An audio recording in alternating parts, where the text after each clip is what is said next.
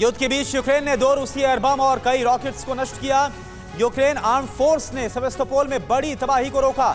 यूक्रेनी डिफेंस के मुताबिक रूस की तरफ से ड्रॉप किया गया बम करीब 50 किलो वजनी था।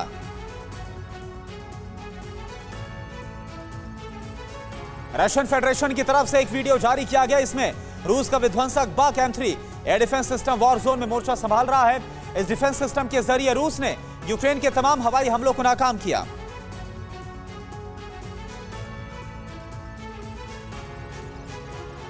नोवोसेलोव्का में मौजूद यूक्रेन के सैन्य ठिकानों पर रूसी डिफेंस ने आर्टिलरी यानी कि तोपों से बेहिसाब बारूद बरसाए। रूस के इन हमलों में यूक्रेन का मिलिट्री बेस तबाह हो गया। यूक्रेन के नेशनल गार्ड ने रूसी टैंकों को तबाह करने का दावा किया। इस हमले से जुड़ा वीडियो भी सामने आया जिसमें रशियन टैंक्स पर मल्टीपल अटैक किया गया। इस अटैक में रूस के बाकी हथियार और आर्म व्हीकल भी तहस नहस हो गए। यूक्रेनी लड़ाकू हेलीकॉप्टर का रूसी सेना पर प्रचंड अटैक। यूक्रेन ने Mi-8 हेलीकॉप्टर के जरिए रूस के सैन्य अड्डों पर मिसाइलें दागी, बारूद बरसाया। इस हमले में रूसी सैन्य ठिकाना पूरी तरह से तबाह हो गया। भीषण युद्ध के बीच यूक्रेन डिफेंस ने एक वीडियो रिलीज किया और इसमें रूस की क्रूज मिसाइल दिखाई दे रही है। दावा इस बात का किया जा रहा है कि रूस ने इस क्रूज मिसाइल के जरिए यूक्रेन की राजधानी कीव पर हमला किया। ज़ापोरिज़िया में रूस और यूक्रेन की सेना के बीच घातक जंग जारी है। यूक्रेन के टेरिटोरियल डिफेंस ब्रिगेड ने रूस के सैन्य ठिकानों पर गोला बारूद बरसाए।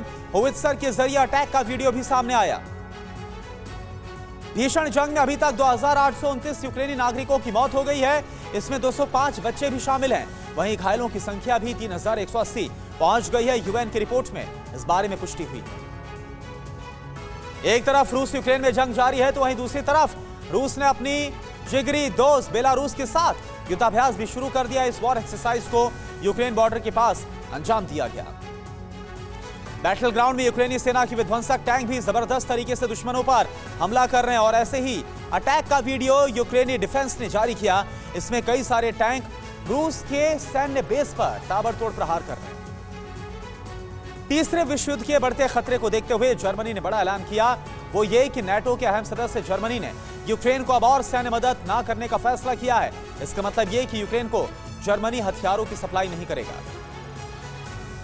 मारियोपोल में पूरी तरह से कब्जे का दावा करने वाली रूसी फौज अब तक अज़ोवस्टल का किला भेद नहीं पाई है। रूस की न्यूज एजेंसी ने ड्रोन कैमरे से वहां का एक वीडियो शूट किया है और इसमें काले धुएं का गुबार आसमान की तरफ उड़ता हुआ नजर आ रहा है। यूक्रेन बॉर्डर से करीब 40 किलोमीटर दूर रूस के जेचा कस्बे में 2 एयर शेल आकर गिरे और इसके चलते एक मकान क्षतिग्रस्त हो गया। यह शेलिंग यूक्रेन के लड़ाकू विमानों ने की है। लुहांस्क में रूसी फौज ने भयंकर तबाही मचाई है।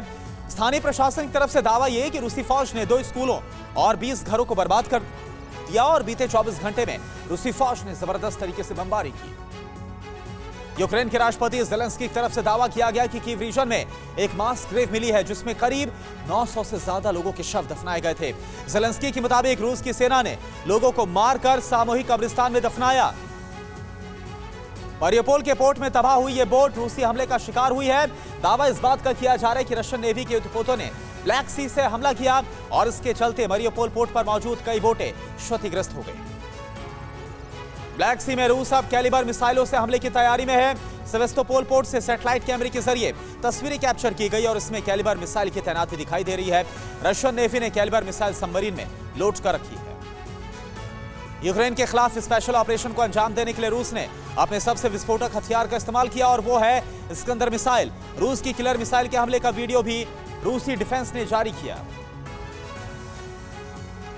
युद्ध में यूक्रेन ने बड़ी कामयाबी हासिल करते हुए रूस के S-300 मिसाइल सिस्टम को ही राख कर दिया है। यूक्रेनी डिफेंस ने दावा किया है कि तुर्की के TB2 बायकटार ड्रोन ने रूसी डिफेंस सिस्टम को अपनी मिसाइलों से तहस नहस कर दिया। यूक्रेन आर्म फोर्स ने दावा किया है कि 66 दिनों की जंग में अब तक रूस के 1008 tank, 2445 arm vehicle, 436 artillery, 151 MLRS, 77 anti aircraft system, 155 helicopter, 229 drone और 190 लड़ाकू विमान तबाह हो चुके हैं।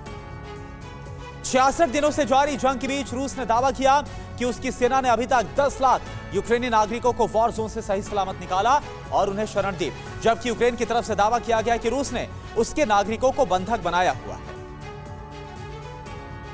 रूस के विदेश मंत्री सर्गेई लावरोव ने दावा किया कि अपने फायदे के लिए नाटो मोल्डोवा को इस्तेमाल कर सकता है। अगर ऐसा हुआ तो इससे मोल्डोवा और रूस की सुरक्षा को खतरा है। पोलैंड जल्द ही यूक्रेन को 200 T-72 टैंक देने वाला है। पॉलिस रेडियो की रिपोर्ट के मुताबिक यूक्रेन की सैन्य मदद से जुड़ी सारी तैयारियां पूरी कर ली गई हैं। टैंक के साथ इन्फेंट्री फाइटिंग व्हीकल्स और BM-21 ग्रेड MLRS भी यूक्रेन को दिए जाएंगे। खार्किव के साल्टोवका इलाके में जबरदस्त हमला हुआ। हमले के बाद कई इलाकों में भीषण आग लग गई है। यूक्रेन का आरोप है कि पूरी रात रूसी फौज ने इलाके में बम बरसाए। खार्किव में रूस और यूक्रेनी फौज के बीच आर पार की जंग चल रही है। जंग के चलते पूरे शहर में भयंकर तबाही मची है। लोग इस इलाके को तेजी के साथ खाली कर रहे हैं।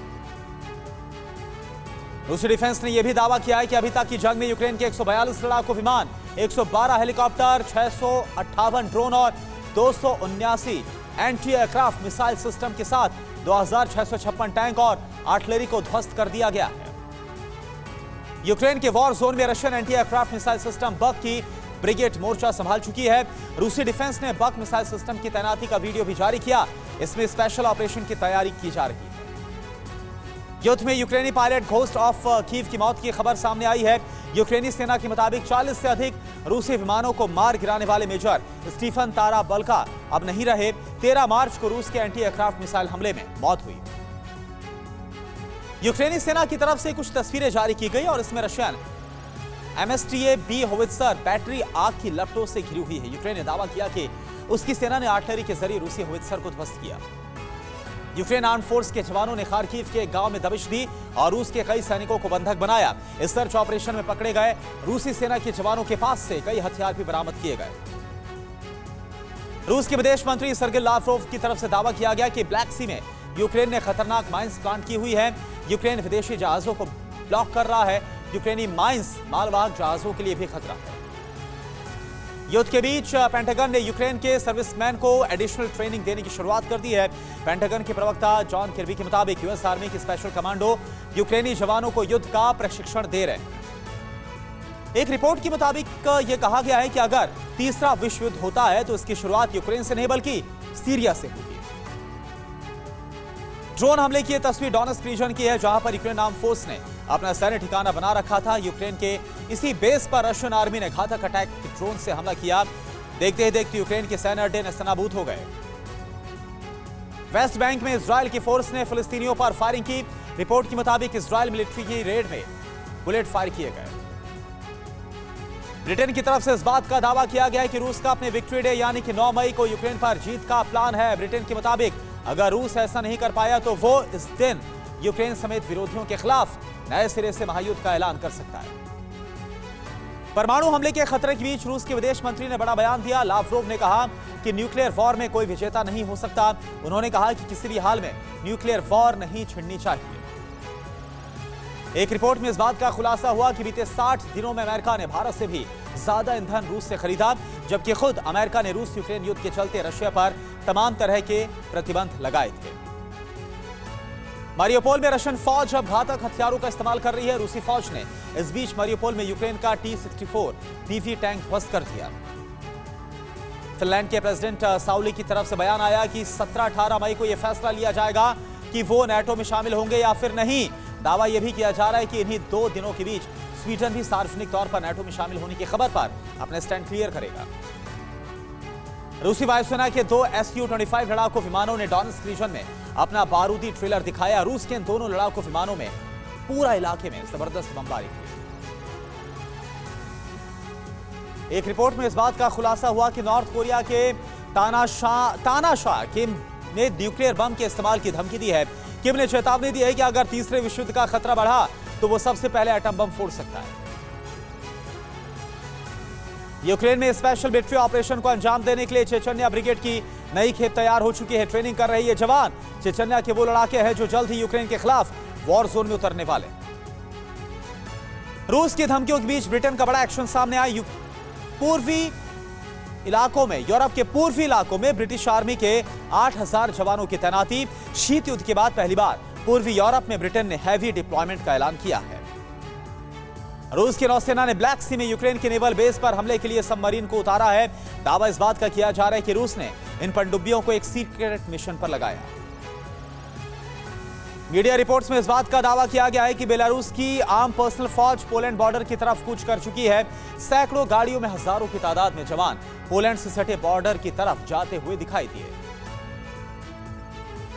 रूस की डिफेंस मिनिस्ट्री ने यूक्रेन के खिलाफ कॉम्बैट ऑपरेशन का एक वीडियो भी जारी किया है और इसमें रूसी सेना का K-52 नाइल एलिगेटर और Mi-8 हेलीकॉप्टर यूक्रेन के ठिकानों पर बेहिसाब गोला बारूद बरसा रहे। रूस का surface to air Tor missile system Ukraine के लिए मुसीबत बन चुका है और जैसे यूक्रेन के लड़ाकू विमान अटैक हेलीकॉप्टर रूसी सेना के ठिकानों पर हमले के लिए आते हैं, ये मिसाइल सिस्टम उन्हें रडार से ट्रैक करके जमींदोज कर देता है। रूस की फेडरल सिक्योरिटी सर्विस के अफसरों ने चेरकिसिया के कराशे इलाके से एक संदिग्ध को गिरफ्तार किया। FSB की माने तो इस गिरफ्त में आए संदिग्ध का ताल्लुक आतंकी संगठन आईसिस से है। यूक्रेन के साथ जंग लड़ रहे अज़ोव मिलिट्री के सैन्य अड्डों पर रूस ने सेल्फ प्रोपेल्ड आर्टिलरी से धावा बोला। रूस ने यह हमला डोनबास रीजन में किया। अड़ी सोमवार से शुक्रवार शाम 6 बजे सिर्फ TV9 भारतवर्ष पर।